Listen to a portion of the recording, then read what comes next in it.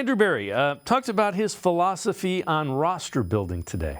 I think one of the things that you realize is, the NFL, the only constant is change. I think, when I met with you guys after 2020, I mentioned that even for, the top teams or teams that have, a lot of their guys under contract, there's typically, like, on average, a third of your team turns over, and that's regardless of your record.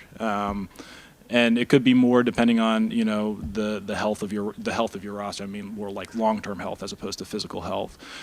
So I think as a general manager, you really go into the offseason understanding that running it back really isn't an option. It's just not with the economic realities of our sport. So I'd say, one, acknowledging that reality going into it, and then trying to make the best decisions that you can to improve the club. It's really as simple as that. Tyler, Andrew Berry has had a decent amount of success at finding the one-year guys. I mean, might be prisoner of the moment, but Shelby Harris, Maurice Hurst, a couple of years ago they were pretty good. Clowney was productive for a couple of years on one-year deals.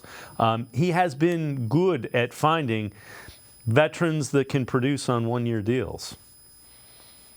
Yeah, absolutely, Dave. And you look at, the Browns are going to have a lot of free agents this offseason. There are guys you can potentially bring back on a one-year deal. Shelby Harris absolutely comes to mind. Maybe Maurice Hurst. I know he was a fan favorite and great story coming back from all the injuries that he's dealt with to have the year that he did before he ended up injured again. But then you look at it, could you bring a guy like Zadarius Smith back on a one-year deal given his age? What are they going to do at running back? Because I think they're going to have to do something there too with Nick Chubb's status being uncertain as far as when he's going to be back from his injury.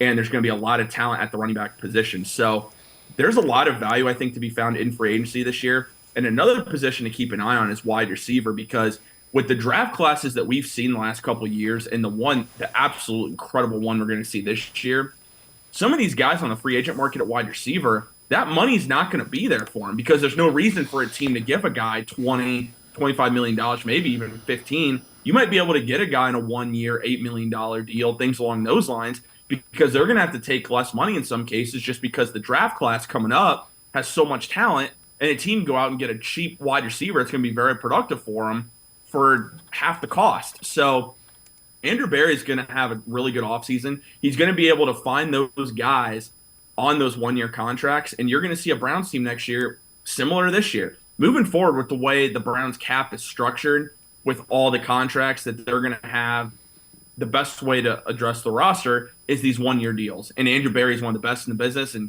he's going to find a good amount of bargains this offseason.